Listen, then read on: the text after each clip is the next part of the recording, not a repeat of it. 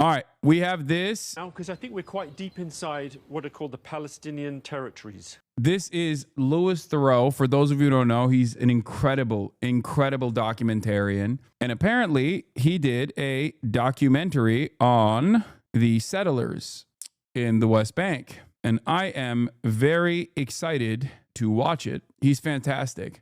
We've watched a bunch of his we watched a bunch of his other docos, and you're in for a treat. I suspect if he goes actually pretty crazy, I suspect that if he goes after Israel pretty hard on this, which I assume he will, because Israel is fairly irredeemable, now, because I think we're that they might even take this documentary down potentially. I mean, it is about occupied Palestinian territories in the West Bank, so that is definitely more appropriate. That's more permissible in the Western world. Your takes today have been questionable, not gonna lie. About what? Yeah, BBC literally banned the last doco on Palestine, but that, to be fair, that was in Gaza. That's what I mean. I haven't even gotten to the takes yet. I doubt it. Louis Theroux communicates very well with the freaks. I feel like he'll just let them speak out and say some heinous shit unprovoked. Yeah. Straight up.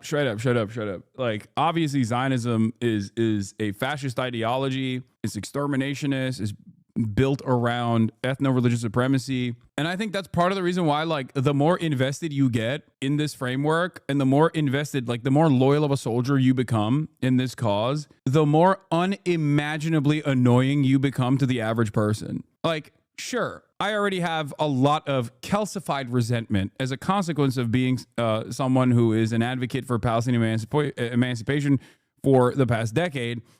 But I think, like, the average person that has not really thought about this stuff at all, when they see something like this, they go, what the are you saying and doing? You know what I mean? Because this is almost medieval. Like, some of the advocacy is like only stuff that you have seen in history books, you know? Like, I'm thinking about the average person, and some of you can actually explain to me because you are this person that I'm talking about, right? Like, or you were this person that I'm talking about. Like, there is a moment for many of you in this chat where it clicked, where you went, oh my God, is this guy just saying what I think he's saying? And I feel like there is that moment in the hearts and minds of a lot of people in the Western world where, like, they had a moment where they were just like, oh dude, this is completely untenable. You know, this is so gross. Like, even on the aesthetics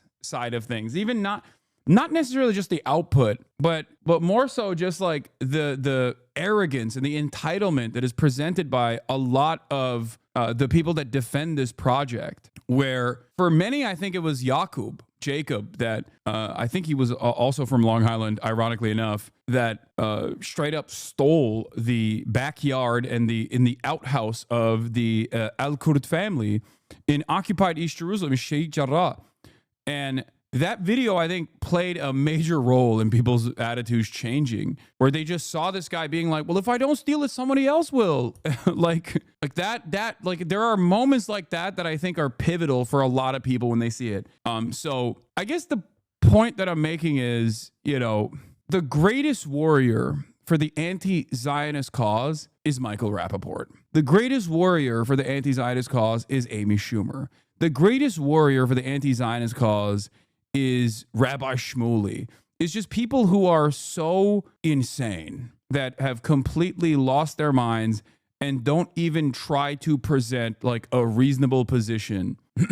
Because I think when people see stuff like that, when people see like Michael Rappaport spitting on a microphone, crying about how he can't get a job in Hollywood anymore because he's too pro-Israel, that is, to the average person, first they go, dude, why should I give a about you getting a job? Okay, you're a Hollywood actor. I don't give a shit about that.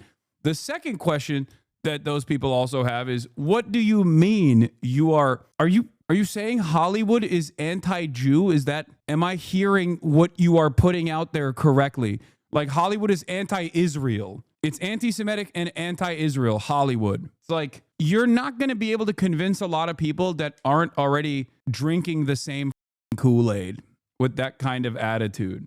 You know what I mean? So I think videos like this do actually play an active role in causing people to just have that wake up moment. Yeah, good luck. Like, this is what I mean. This is what I mean. Like, good luck. Good luck with this argument.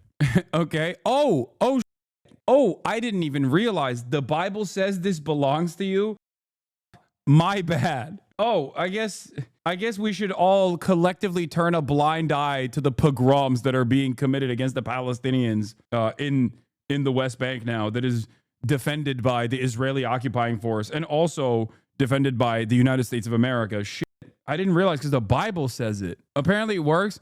No, it doesn't. It does not.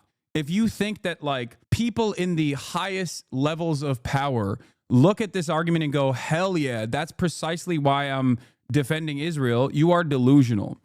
It works in two different ways, as I've talked about before. The materialist argument, obviously, is like Israel's long favored client state status as an incredibly important unsinkable aircraft carrier with its own espionage facilities. It's also a place where you can try out all of the coolest new technology of murdering children that you will inevitably, that like Western countries will inevitably use, surveillance strategies upon a captive population that Western countries will inevitably use as well. The greatest example of this is post 9/11. Every podunk backwater town in America got training from the Israeli occupying force on counterterrorism initiatives and things of that nature. Like, what the do you think that was? But ultimately, there's also another side to this story as well, which is, you know, a lot of influence peddling, a lot of moneyed interests, a lot of lobbying initiatives, a lot of NGOs that are propped up, a lot of organizations that are that masquerade as Jewish advocacy organizations that have nothing to do with advocacy for Jews at all. Like, one of the most prominent examples of this, obviously, is the Apartheid Defense League, the ADL, that masquerades as an institution that is a civil rights organization that combats anti-Semitism, when in fact, not only throughout its history, they have straightforwardly and openly got caught surveilling and spying on Jewish organizers alongside civil rights protesters and black organizers that were protesting against apartheid South Africa, which Israel obviously was aligned with. But also, even to this day, they very actively play this role by changing the metrics of anti-Semitism by logging every single time someone says, like, from the river to the sea, Palestine will be free, including right now, as an anti-Semitic incident, while also simultaneously defending Elon Musk's Roman salute. Elon Musk Sig Heils twice. The ADL comes out and defends him. Why? Because Elon is pro-Israel. They very lightly criticize the Trump administration every now and then, barely actually criticize the Trump administration, because the Trump administration is giving these organizations everything that they want. So my point is, there's a lot of influence peddling in this process too, and it's been very effective. It's been very effective. It's by way of colleges, by way of having these NGOs throw events, banquets, fundraise for politicians, bring media members on board. That's it. It's a very sophisticated network of constant consent manufacturing. But in spite of all of that, I need you to understand, you cannot massage away a live streamed child Holocaust. You can try and ban TikTok because it shows it, right? But at the end of the day, people see it and they're like, this is horrifying. I am forever changed. And that's precisely how the favorability of Israel as the most moral nation in the Middle East, the best democracy, has gone from 80% approval amongst Americans only pre-October 7, like 2 years ago, to 53% unfavorable. 53% of Americans, the overwhelming majority, if not damn near entirety of the Democratic Party's base of support, now views Israel unfavorably. And that is with all of the network of propaganda. And that is with all of these major outlets presenting Israel's unlimited violence against children, a captive population of mostly children, as a totally appropriate measure. That's why I jokingly say all the time that if like the New York Times and CNN was actually covering Israel's actions in the same way that they cover Russia's actions in Ukraine, you would have grandmas talking about how they want to join Hamas, okay? Like, I'm telling you, if mainstream media across the board was not actively trying to engage in advocacy for Israel and contextualize all of that violence as they do with direct envoys, like with, you know, foreign ministry people coming on board on the Jake Tapper show to be like, we are killing these children because they are Hamas and they are terror children, you know what I mean? Like, right as Israel does yet another bombing campaign on a orphanage, you know, you got Jonathan Concuncrius on the Jake Tapper show being like, we had to do it because they are Hamas, they have copy of Adolf Hitler, Mein Kampf. Like, if they didn't do any of that shit, can you imagine if they, by the way, can you imagine Jake Tapper doing that by having like a Kremlin agent come on and be like, yes, we had to blow up orphanage because orphanage had lots of neo-Nazi, anti-Russian sentiment. Like, can you just close your eyes for a second and think Russia the other day killed 12 people in Kiev in the midst of a ceasefire conversation? Imagine Jake Tapper hosting a dude from a dude directly that works with the Russian government go on CNN to be like, well, this is Azov Hospital. This is hospital for children, but these children learn about Azov Battalion. They are Nazi. They are neo-Nazi. We are trying to denazify. We are trying to denazify Kiev by blowing hospital, blowing child hospital. I have a copy. I have copy of Adolf Hitler, Mein Kampf, that they are reading in hospital, and all the children. That's why they had to die. Like, there were Azov tunnels under hospital. Like, that would never happen. That would be ridiculous. That would be ridiculous. This is a calendar of Nazi. Look, you see? Cyrillic. It says this is terror calendar.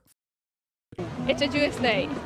Listen, Ronen Bar. Yeah, I mean, look, she's an open, out and about evil terrorist. Like, it is so insane because, like, she has been so consistently evil for most of her adult life. It's wild because, like, when I think about fascinating conversations that take place, like in the old Vice documentaries, like talking to cannibal warlords or whatever, right? Like, a lot of those people are also obviously convinced that they're doing the right thing, okay? But those people don't have the same level of access to resources or even like free travel to the United States of America or to European countries, right? It's like, that's what makes this so different, I think. That's what makes this so different. Like, you're not talking to someone who thinks their cause is just, but also has basically never left his home country and has no capacity to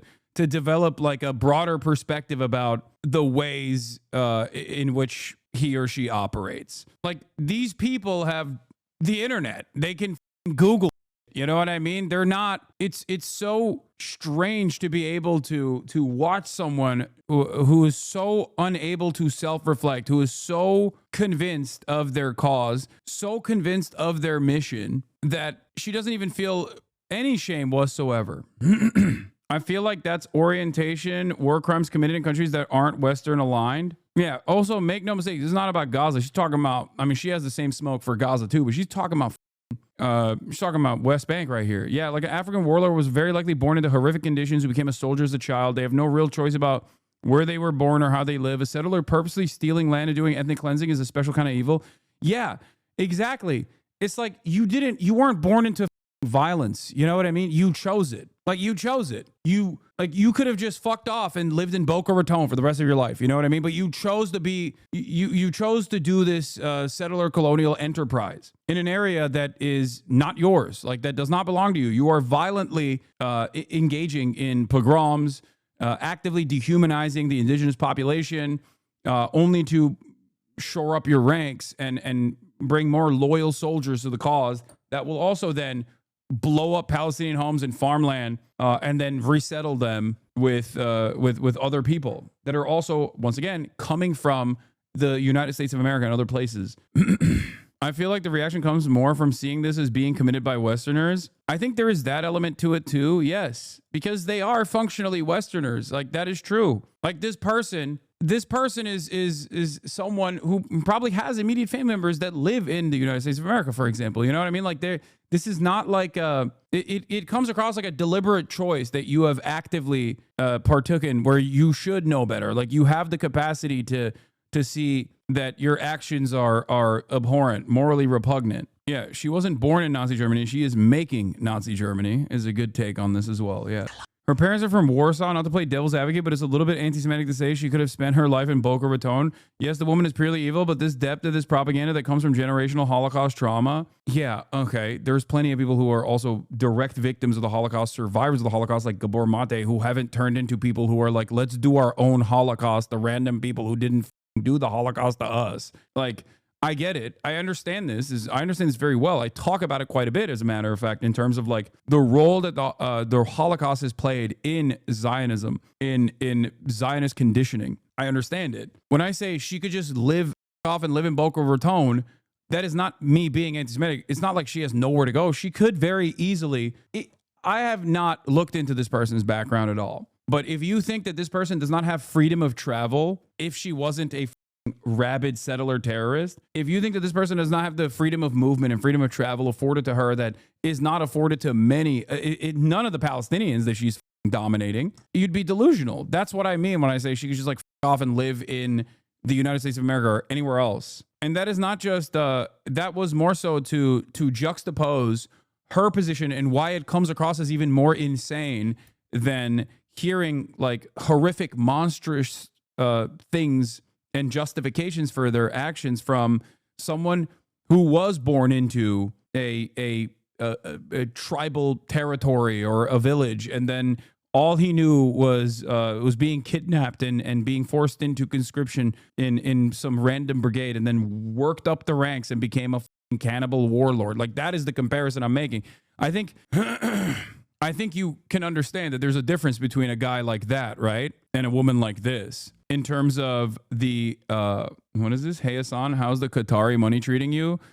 It's sweet, to be honest. It's so dope. All of my subscribers are from Qatar, all of them. That's right. Anytime somebody subscribes, just know that it's another person from Qatar. All the gifted subs, also from Qatar. I like that this is the new version of the George Soros. This is the liberal. Republicans will come in here, MAGA hogs will come in here and be like, how's that George Soros money treating you, bitch? And liberals will come in here and be like, how's that Qatari money treating you? It's the same idiocy. Liberals, of course, think that they are above the conservatives. They think that they're smarter than the conservatives, and yet here they are falling into the same intellectual trappings. I am funded by you, the chatters, you, the community, the Rum King. I'm funded by Chuck Dies, who just gifted 50 gifted subs, or Hasan's Art of the Deal, who just gifted 5 gifted subs, or by Moon, who just gifted 5 gifted subs. Your loser chat is screaming, caught, like I didn't just at you. You didn't at me. You just said, hey, Hasan. But also, I think people that spend their Sundays watching a content creator that they enjoy are probably elevated in their status than a guy who's watching a content creator who they despise, don't you think? Only to come in and fantasize about how I must be funded by Qatar. Deb Butterfly and that boy Dan is live, and SF Dubs and none of your biz and Vil Morgar, thank you for the 10. Decoy 166, thank you for the 5. The Rum King, thank you for the 5. You highlight your name in your chat, you narc. Ha ha ha. I think that's automatic on Chatterino, but I don't know why we're talking about the basics of how Chatterino works. Yeah, unlimited Qatar funding coming from Muhammad 2 with the 10 community gifted subs. I hope you have a great day. Burgles with a 50 and Zylax with 100. Oh, holy Toledo. Chatterino, more like Qatarino. Yep, that's right. Chatter is going to encounter someone who also has the same exact opinions as me, who thinks like Israel is an apartheid state doing a genocide, which is the truth, right? And be like, oh, well, this person also must be funded by Qatar. Yeah. Arabs rule the media. Arabs rule the media. Hassan rules the media. Hamas and Hezbollah Thank you for my lovers and haters, setting off a massive sequence of hype trains every time. Let's continue. Does that really He explain doesn't it? like me. Because I have a lot of influence, much more than he. Wait, is this the rabbi that said is okay? Is this the rabbi? Let me look it up. There's more than one, I know, but there was one that was like, there was a rabbi, the IDF chief rabbi was like, it's okay to do rapes to the Palestinians because you're doing war. I think it was the IDF chief rabbi. Israel Army names new chief rabbi, criticized over comments from 2016. Rabbi Colonel A.L. Karim implied that such an act was permissible in an answer to a religious website. Israeli military chief rabbi designate under fire over remarks on. He clarified that in 2012, his words had been taken out of context and that was forbidden in any situation. But his appointment, which requires the defense minister's approval, was condemned by a top female politician. He's not the only one. But in any case, this is the IDF Brigadier General A.L. Karim. Son, how do I convince the radical people I meet that this is not made in the name of Judaism after all of this? I mean, look, if you're Jewish, then it's pretty simple. You're like, I'm Jewish and I despise this shit. It's no different than Saudi Arabia presenting itself as a beacon of Islam, or ISIS presenting itself as a defender of the caliphate. You know? Yeah, you can have a bunch of freaks say a bunch of freakish shit. Here is a Haaretz article on Dov Lior. If Rabbi Dov Lior were Muslim, Israel probably would have assassinated him. But the religious leader who calls for murder has support even from moderates. What a title. That is insane. Sometimes one advertisement is enough to make everything clear. On Sunday, the day before the 18th anniversary of Prime Minister Yitzhak Rabin's assassination, an advertisement appeared in this paper about Rabbi Dov Lior. It wasn't an ad calling for him to be indicted.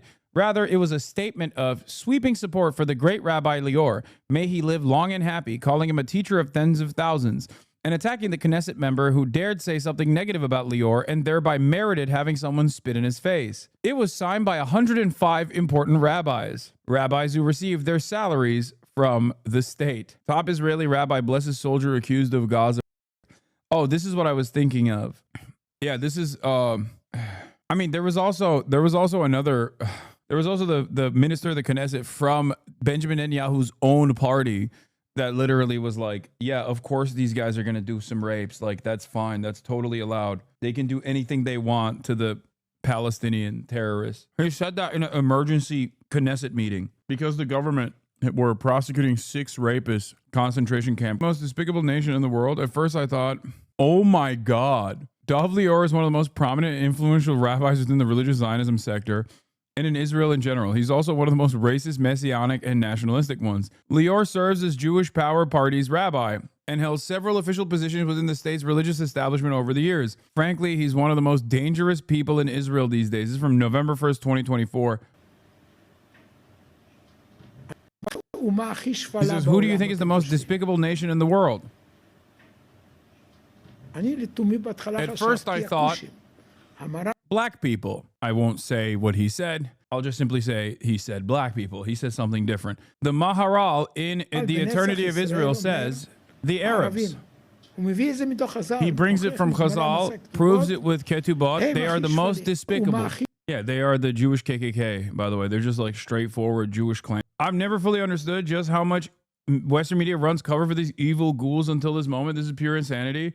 Yeah, maybe if you're watching... For those of you who are coming in here sporadically, watching from afar, who will hear something I say in a heated moment and be like, damn, that seems a little bit far-fetched. Maybe my favorite content creator is right. Maybe you are a radical. If you sit through, and this is literally but a fraction of what we have covered over the course of the past year and a half, but if you sit through even one documentary like this, you will very quickly understand that I'm actually a very moderate person. Okay, a very moderate and very reasonable person I'm simply responding to what the help yourself, dude. Are there links you're aware of between Azerbaijan and their Armenian ethnic cleansing in the Israeli state? Yes. Which state do you think armed the Azeri military? Azerbaijan, by way of Turkey, has a energy grid that basically powers the entirety of the Israeli energy grid. They have pipelines that power the entirety of the Israeli energy grid.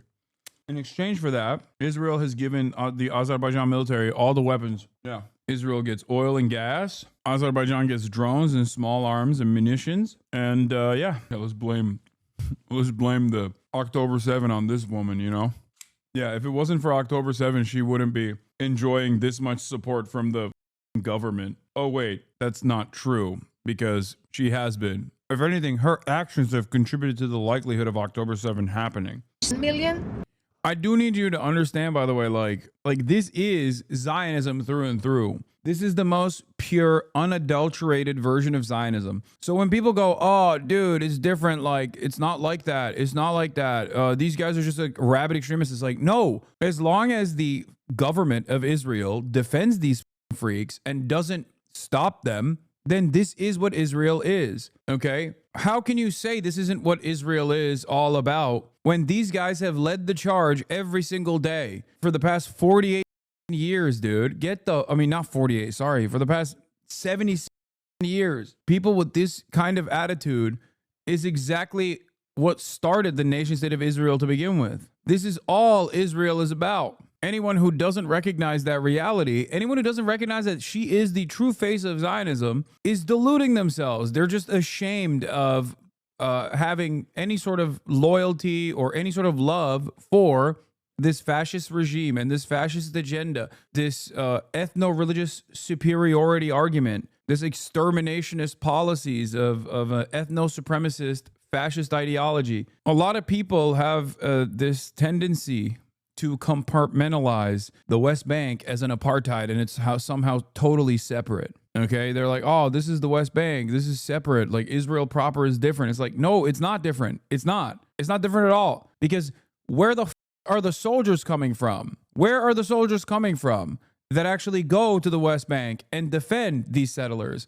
Where are they coming from? They're coming from Israel proper. That's it. If you don't believe that the baker and the nurse and the teacher that lived right next door to Auschwitz didn't realize what was going on, and if you believe that that baker, that nurse, that teacher was also morally culpable for the Holocaust, then you have to understand that, yes, Israeli Jews living in Israel proper are also exhibiting that exact same moral culpability. Maybe it's not the same as the dude in the military gear that goes and presses the button in the gas chambers. That person is a much higher level of moral culpability. But those who turn a blind eye to these atrocities are also still morally culpable. We are morally culpable here in the United States of America for not being able to put an end to this when we very clearly could put an end to this. A major difference here also is that there were suspicions that the concentration camps were engaging in assassinations, okay? Like ethnic cleansing. But those were still suspicions because the internet hadn't been invented yet. Today, you're watching a Holocaust unfold against primarily children in broad daylight in real time. You can talk to the people that are experiencing this Holocaust. You can talk to them directly online. They beg for your attention. They're trying to survive. They can open up accounts to try to do GoFundMe initiatives to try to get their children out some way, somehow. That's what's different. That's what makes it even more repugnant in some ways, regardless of the fact that the numbers are not the same, right? Like morally repugnant from our perspective, by the way. Like our lack of interest, our moral culpability due to our complacency. I don't understand. I don't understand how people can just like live on every single day as though it's perfectly normal. It's not normal at all. If I can move one person in the direction of recognizing the depravity that Israel is partaking in, then I'm at least like trying to do something, anything. You know what I mean? And I feel the same way for you, all of you. You convince one of your family members, and then they confuse. You get one of your family members to understand the truth of the matter, and then they convince others, and that's how this movement grows. But there's nothing else you can do. Yeah, when you separate Israel proper from the rest of what is happening, literally, like saying white areas in apartheid South Africa were not apartheid, the existence of those areas is the point. People who just defend them are on the side of the privileged, the ones who have all the rights and are willing to live under a violent state to keep that level of being in the in group. Exactly. That's precisely what it is. People get so mad whenever I bring up the ANC comparisons. By the way, they get so pissed. They're like, how dare you compare ANC to Hamas? Like, what the fuck? It's like, oh, I'm sorry that they don't have like, I'm sorry that like the people that did collaborate with the ANC are now dead. They were killed by Israel, and Hamas is the only game in town remaining. Me. Not anymore. The chatter that asked, are those settlements illegal? Yes, every single one of them. Every single thing that Israel has built here is completely illegal. It's not just the settlements, by the way. They build settlements and then they build military outposts on top of the settlements, as you can see from the designation of square versus circle. And then they build roads, and then they build walls. They basically partition off the green areas or the light green areas where there is full Palestinian civil control but joint Israeli-Palestinian security control. The full green areas differ also in terms of full Palestinian civil and security control, because the full Palestinian civil and security control in these green areas, like in the places like Hebron, also are conducted by the Palestinian Authority, or in, I don't know if, I think Hebron as well, but a lot of these places, with the exception of like Jenin and Tulkarm, are almost completely controlled by the Palestinian Authority, which is an arm of the Israeli security apparatus.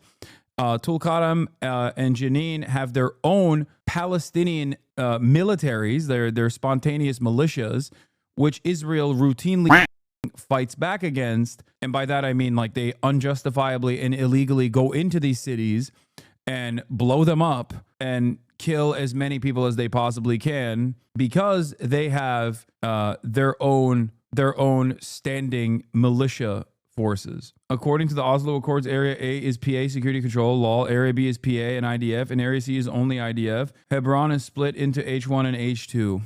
Also, all of these areas are just completely controlled by Israel, by the way. The different areas have differences in whether PNA or IOF manage security and whether people are under Palestinian or military law, but either way, it's all different flavors of Israel, with the only difference being who oppresses you harder. Exactly. Hebron is under PA authority, in Area A, where he's standing in the dock right now, is the line into H2, and that becomes the Israeli settlement. Very weird area to live in. How are people supposed to live like this? Is inhumane? Yeah. Welcome.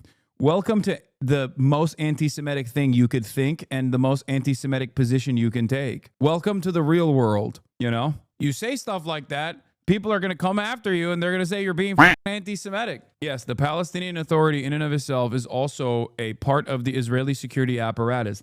The Palestinian Authority, for example, in areas like Jenin and Tulkarm, where there are spontaneous Palestinian militias, okay, that exercise their sovereignty and their autonomy on their own ancestral land, for the record, doing something that is totally not only moral, but also legal under international law, the Palestinian Authority will go and find some of the key figures within these movements, within these militias, and will literally torture them themselves. They will go, kidnap, arrest, and torture Palestinian militia members at the behest of Israel. They will also routinely, again, arrest Palestinians as a whole. They will arrest Palestinians that they simply don't like, Palestinians that they think are too radical. This is the Palestinian Authority. There's a reason why the Palestinian Authority is the second least popular entity in the region. The number one least popular entity in the region, of course, is the Israeli occupying force, Israel in general. But the second least popular entity in the area is the Palestinian Authority. It's a close parallel.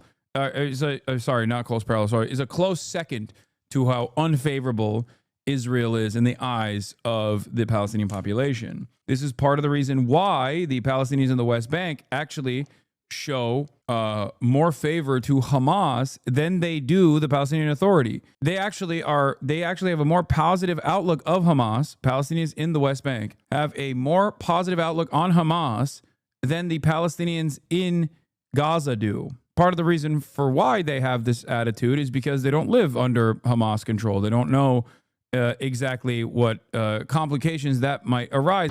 This is part of the reason why I think this is really important for a lot of you guys here in the Western world to watch and understand, because many people are just not equipped. They don't know what the truth is. They've never seen it. They don't understand it. And it kind of like when I Guy only talks about Israel, Palestine. Buddy, there's other things going on. There are. You can go watch the other things that are going on then. I mean, I just chose to watch this documentary from one of my favorite documentarians. I don't know why that pisses you off so much. Well, I do know why that pisses you off so much. For many Americans, when I talk about this kind of stuff by looking at like B'Tselem reports, you don't fully understand how fucked up this stuff is, right? When you see it, though, you develop a different attitude. You start to kind of recognize why I say that a two-state solution is impossible. Because this is the two-state solution. It's actually not a real two-state solution. This is a one-state solution. That one state is the Israeli state. That's why I say abolish the apartheid, okay? End the occupation, abolish the apartheid. The pathway towards that might create like a binational two-state with two separate leaderships that would inevitably merge into one state or whatever the fuck. But ultimately, this is the reason why I say that there can never really be a full-blown two-state solution. This is also precisely, yes, you're right. This is also precisely why Ta-Nehisi Coates, who had previously written favorably about Israel without ever actually visiting or without ever actually understanding the depravity of Israel, said he knew exactly what it was the moment he saw it. It's so visceral. As soon as he landed in the West Bank and laid eyes upon the apartheid in all of its depravity, he was like, oh, this is it. This is it. That's what's going on. Like, these guys are terrorists, right? Like, Israel will be like, these guys are terrorists. It's like, no, dude, they're not terrorists. They are a militia force that is defending their homeland, okay? You could say they're terrorists. America brands them as terrorists. Everyone screams about how terroristic they are all day, every day. But, like, that's not the case from the perspective of the Palestinians that are living in their indigenous homeland, you know? Like, of course, they don't consider them to be terrorists and bad guys. They see the truth, which is that, you know, Israel is the terrorist here. It blows my mind that there's more evangelicals in America that believe in Megiddo than there are Jews on earth. Yes, like 10 times more, almost. All right, bro, shut up. Okay, enough spamming. We got it, dude. Okay, please. Jesus Christ, dude. We got it. Oh my God. I didn't give him a week off. I gave him an hour off to cool down. Not on apartheid. W Israel. Yeah, no, this person's being sarcastic. Hang on, but I don't think we're in Israel. Huh? Are we in Israel? What is Megiddo? Am I walking into a joke or a real world? Megiddo is a real place, guys. It's just the Battle of Megiddo is what people believe is going to, like, evangelical Christians believe that once all the Jews are sent to Israel, they don't say how, by the way, just so you fully understand. They don't say like, oh, they have to go there on their own volition, for the record. But once all the Jews are in Israel and all of that land belongs to the chosen sons and daughters of God, the Jews, the rapture will happen. All of the diabetic evangelicals from their mobility scooters will be sucked into the heavens, okay, for being good evangelical Christians. All the Jews will die, of course, with the exception, I believe, of like, what, 10% of Jews that will convert on the spot to evangelical Christianity. Everyone else will, 100,000 Jews, will convert to evangelical Christianity. 100,000. That's the max. Again, very pro-Jew. This rabid apocalyptic Christian cult that has 100 million Americans believing in it has a very, very cool and very pro-Jew stance. Okay? The theological justification here is, once that happens, it triggers the rapture. People get sucked into the heavens, the evangelical Christians do. You know, like all of the worst people that you've met. You know, your uncle that's like maybe a pedophile that you suspect of being a pedophile because he gets real weird around your, you know, when you were in high school, he got real weird around your friends. Like that guy is going to heaven. He's getting sucked into the heaven because he's a Trump supporter. Okay. Anyway. All those guys are going to heaven. Jesus Christ is coming back to earth, not getting killed, by the way, not getting killed as a undocumented brown migrant that wants to do communism. So he's evading that somehow. Because if he comes back to Earth and he's in America, they're going to kill him. For the record, like he's instantly clapped. Americans would kill Jesus with hammers if given the opportunity. Okay, so hopefully Jesus doesn't go to CCOT and doesn't get killed with hammers by these evangelical Christians that are so good. And he leads the army of good against the army of evil. The army of evil is, Iran, like all Muslims, World Economic Forum, like all those guys. Okay, they're all a part of the army of Satan. So they go and they duke it out in Megiddo. They battle it out. Jesus' armies, Jesus is the commander of the armies, and they're battling it out in Megiddo.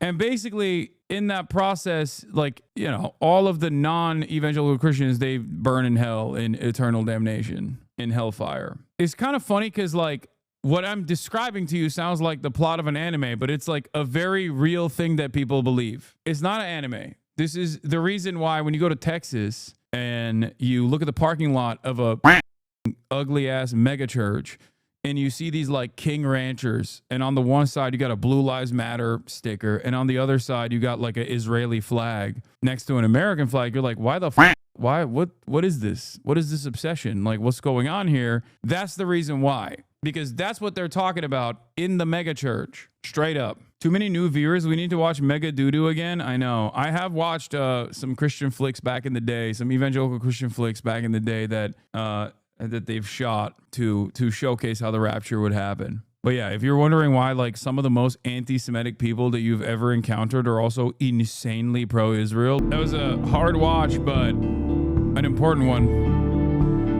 This is the new Settlers documentary that Louis Theroux put together. I suspect he recently went to West Bank, it seems. Do you think this will convert any normal people that are on the fence? Yeah. Dude, this kind of depravity is in full display. It is this type of shit even converts, I would say, people who are pro-Israel. It just depends on what level of mania that they're on. I don't think someone like Ethan Klein is gonna watch this and be like, I was wrong about everything I said. But if you get your random friends or whatever who haven't really fully thought about the situation at all, they watch stuff like this, they will absolutely go, this is unmanageable. This is so unacceptable. We ripped it because I was worried that it would be very quickly taken out. It's not on YouTube. We ripped it and posted it on Daily Motion. Intensifying risk versus deeper affinity. How Netanyahu and the Gaza war have convulsed relations between diaspora Jews and Israel. I mean, I think that the diaspora Jews have basically... Dude, Haaretz's paywall is so crazy. Can someone send me an archive link of this? That I hope you hit me at the end was a perfect encapsulation of what is going on with this project. Yeah. I think now would be a good time to mention there's been an average of 4 settler attacks a day since October 2023 to the point where there has been over 1,800 since 2023. Yeah.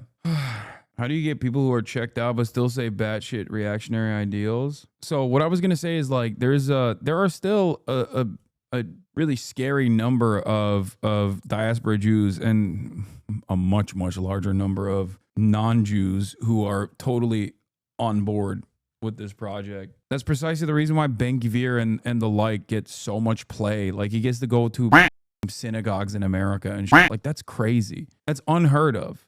That is the stuff that that's ultra Zionist stuff. You know what I mean? This is a normalization of some of the most insane elements becoming infinitely more normalized within Israeli society and a committed part of the Zionist project beyond just being a plausible deniability factor. Because remember, settlers play this role where there is it offers the Israeli state some semblance of plausible deniability, and now it's just it doesn't even matter. There's no need for plausible deniability. A striking number of diaspora Jews fundamentally disagree with Israelis on the Gaza war, but the policies of Netanyahu and Trump. But the events of October 7 and since have also heightened many diaspora Jews' connection to Israel. Where is the crucial relationship heading? Trump has called for the removal of all Palestinians from Gaza. Jewish people say no to ethnic cleansing. In mid-February, the New York Times published a full-page advertisement with these words, signed by hundreds of American rabbis and a list of American Jewish luminaries, actors, directors, public intellectuals. The ad was a response to U.S. President Donald Trump's announcement to remove Gazans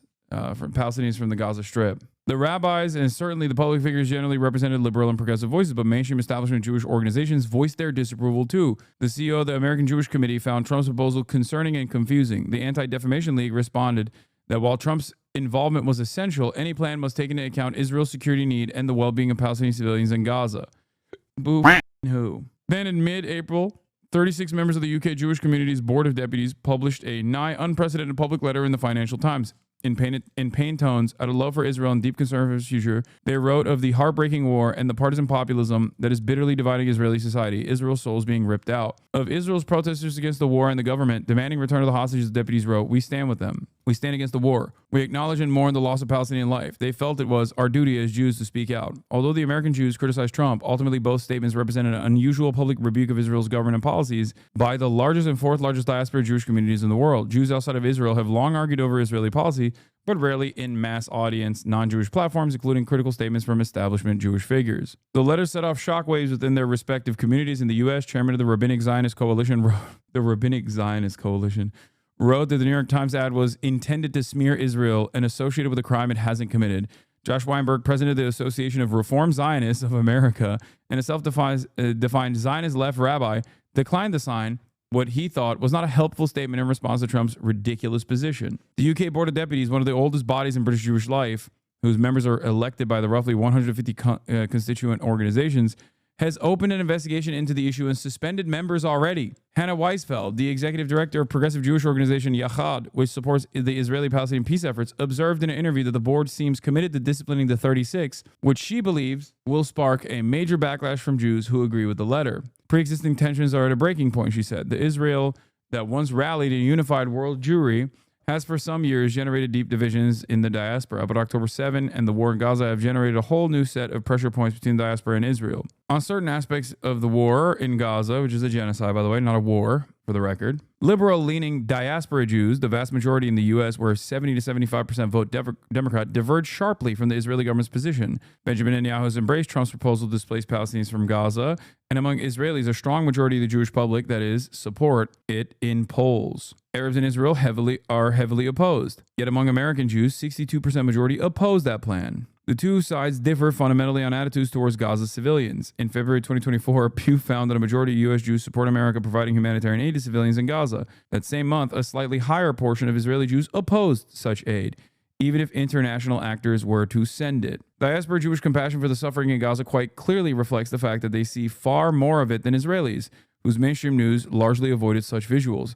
In the early months, British Jews were quite outraged about how the war was being fought, and the Israelis just did not understand that, said Weisfeld. Diaspora Jews and Israelis theoretically share the urgent desire to retrieve the hostages Hamas is holding in Gaza, but a veteran expert on American Jewish affairs, who prefer to remain anonymous, noted that American Jews are disturbed by Netanyahu's prioritization of destroying Hamas over hostage return. The issue of a Jew in danger, a Jew that needs to be rescued, is very much ingrained in the American Jewish psyche, he said. The perception that Netanyahu is placing their lives second to destroying Hamas makes the prime minister into a political target. Yeah, this is like, dude. This position is like, I think this position is basically indefensible at this point.